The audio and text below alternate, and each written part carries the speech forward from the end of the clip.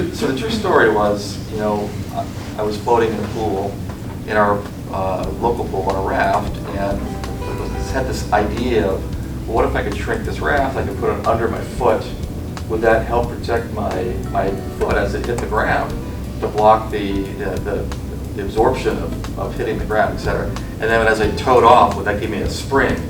So I took this idea back, and a few friends of mine were always drawing, and I ended up doing this elaborate blueprint, which the blueprint was basically a drawing of a sneaker with a raft under your foot filled with air. And my dad, whom I said, what are you doing? I'm doing this thing. He said, that's kind of a cool idea. And I said, I want to send it to this company. And I brought out this orange box.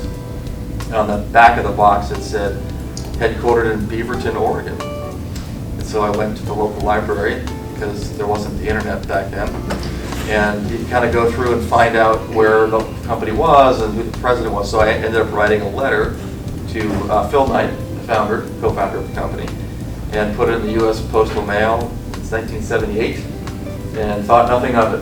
And then several weeks later, a box shows up at my house with a T-shirt and a pair of shoes and a letter that I interpreted as, well, it said, thank you, great idea, we're working on a couple things.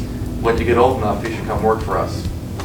I eventually got a call back, and I ended up getting a chance to fly out, present myself as a candidate for a designer job there.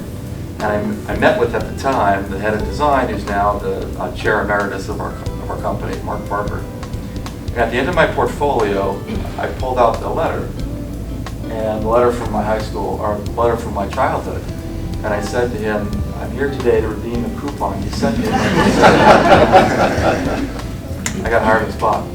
For me as a designer, that's kind of, that's table stakes, because, we can't just create things that are pretty or beautiful or attractive. It has to be pretty and beautiful and attractive. It has to create an elicit emotional response. But if it doesn't function as a utility tool for an athlete, we haven't done our job well.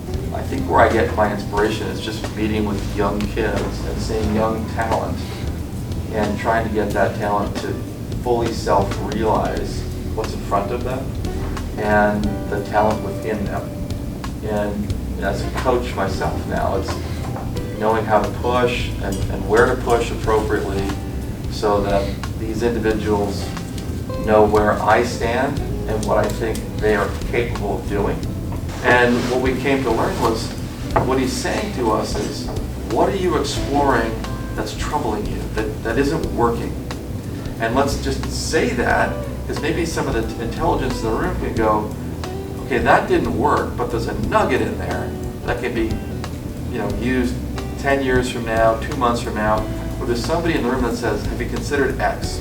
And I've seen it time and again, when have you considered X takes a failure and changes the trajectory into a success.